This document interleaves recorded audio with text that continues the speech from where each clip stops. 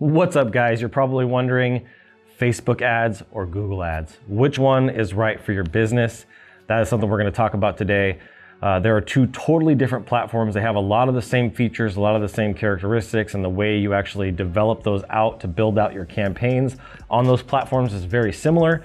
But overall, the type of clients and the intent of the visitors are very, very different. So we're going to jump into that today. We're going to talk about Google ads versus Facebook ads.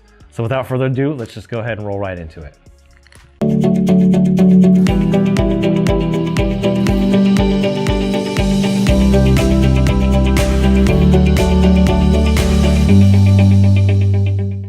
All right, so you guys may have used Facebook ads before. You may have boosted a post or maybe even done a Google Smart campaign.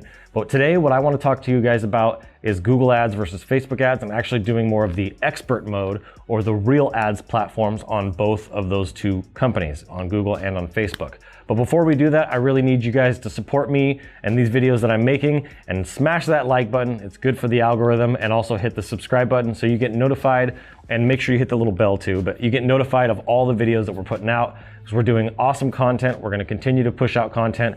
My team is growing. I got amazing people, if you've seen the Project Grow Show, coming on the team, and we're just going to continue to improve. So let's just go ahead and jump right into it. All right, so Google ads and Facebook ads, what's the difference? The easiest way that I can summarize the difference between the two platforms is Google is demand fulfillment and Facebook is demand creation. That doesn't always apply. There's always exceptions to every rule, but that's just the general rule that I follow when I'm building out Google ads or Facebook ads, is I want to understand what my client and what the intent of my client actually is.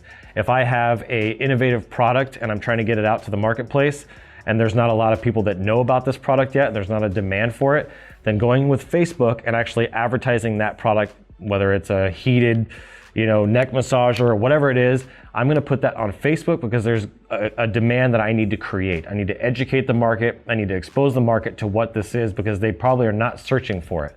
But if I have a carpet cleaning business and you spill wine on your rug, or you have dogs and you haven't had your carpet cleaning in a year, what are you going to do? Well, the stats don't lie. About 97% of people are going to start with Google. They're going to go to Google and they're typing carpet cleaner near me, best carpet cleaner near me, cheap carpet cleaning machine, whatever that is. They're going to put those keywords into their Google search, and then it's going to populate an ad. And not just one ad, but 3 ads. And then below that, you're going to have your actual maps, your Google Maps, which you can also put an ad in, and we're going to talk a little bit about that. And then below that is your organic listings, and then typically at the bottom of the page, again, is 3 more ads. And so what you're going to do is you're actually getting very high on somebody's intent level. They need somebody to come clean their carpets quickly. They want it done maybe that day, the following day, or within a week, and usually at the most within a couple weeks. But with Facebook, even if you have a carpet cleaning ad, maybe you popped up on their timeline and it was convenient for them. You have some sort of special or promotional deal, an offer that is irresistible, and that's why they decided to call you, but they weren't actively searching for that specific service that you're offering or product that you're offering. So that's really the main fundamental that I want you to understand between Facebook and Google, is demand fulfillment versus demand creation. Demand creation is very, very important, especially with products that nobody knows, when there's not as much people searching it, with courses, a lot of different services that are out there. You want to create the demand for your service. Like, I'm going to be doing a course.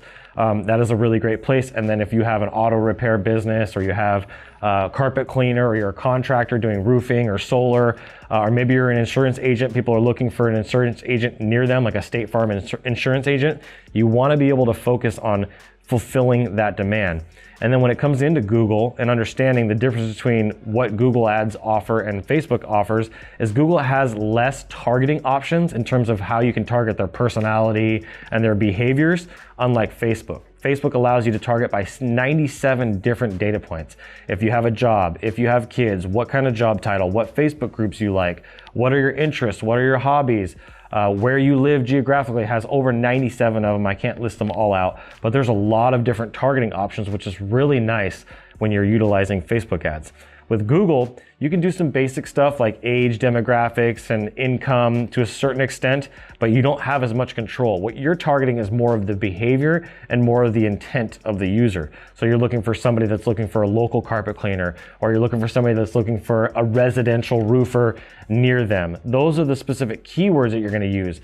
What I like about Google Ads, which is really effective, and Google Ads does cost a little bit more, but what I like about Google Ads is some of the other features that they offer. You can actually get on all of their other sites and partner sites like YouTube, Blogger, Gmail, and they have thousands and thousands. I don't know the exact number, but they have thousands of other partner websites that you can actually list yourself on and put ads on what they call the display network or their partner network.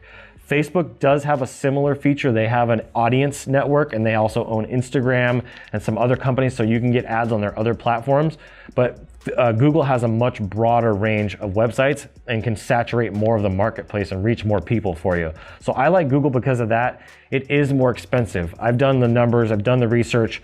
Let's just use this as an example. If you have a roofing company, if you're gonna run Google Ads, it's gonna cost you between $200 and $300, depending on where you're at in the country, to generate a qualified lead. And by what I mean by lead is a phone call or a form entry or some sort of contact inquiry from that business. Maybe it's a live chat. With Facebook, what I've been seeing is I can actually generate that same lead, maybe not as high of an intent. I'm gonna have to scrub through more of them, but for about $30 to $50. And so even though the quality isn't quite as high because the intent isn't as high, it's a lot cheaper to bring in a volume lead of leads. Now, the differences between those two as well on Google and Facebook in terms of the quality of those leads, the people that are on Google are looking for it right now. If you don't answer the phone when you get that Google lead, or you don't answer their email quickly, they're just gonna go to the next ad down on the list, and then the next ad down on the list. And a lot of people, especially your competitors, are not answering their phones. Trust me, I see thousands of calls a month coming in, and a lot of people don't answer. It's probably 60 to 70% of people don't answer their phones. So if you answer your phones and you answer them professionally and you start your brand off the right way, you're gonna have a very high chance of getting that customer. With Facebook, people are more browsing around. They're just kind of shopping, they're looking at things, and you may have got something like a video ad or some sort of image that really caught their attention and got them to put their information in, but their intent isn't as high. If you don't follow up with that lead in like 5 to 10, at the most 30 minutes at the very most, the chances of you converting that into a deal is very slim to none. We've been running a lot of these leads through Facebook for the last few months, and we keep seeing this being a reoccurring problem with contractors, with all niches and industries, of people not following up quick enough. So it's important that on both platforms that you follow up quickly, but on Google that you just got to answer the phone, because with Facebook leads, you are going to have to dial them out. So depending on how much availability you have in your time, if you just want incoming phone calls, Google's probably the way to go. You're gonna need to have a system on the back end to make sure that you always answer those calls, and then you put them into a database and you can nurture those relationships and build up that database over time. Because what you're paying for on top of the actual ads and those forms and those live chats and those calls is the database of information of clients, potential clients. And if you could build that database, there's money, there's value behind that. And so Facebook is the same way. You can build a Facebook database and start emailing people and staying in contact and building those relationships and nurturing those relationships over a period of time. So I hope that explains it. There's a lot there for you guys to kind of uncover, but I just wanted you to understand what the difference was between Google Ads and Facebook Ads, demand fulfillment, demand creation, depending on the type of service offering that you have. If you're on a smaller budget, it's probably better for you to do Facebook Ads. Now, keep in mind, there are a lot of people that have done Facebook boosting because Facebook really pushed the boosting of posts, but the targeting, once again, is a lot more limited. So with the Google, you don't have as many data points to target people by, and on the Facebook Ads platform, you have a ton of things that you can target people by, 97 different data points.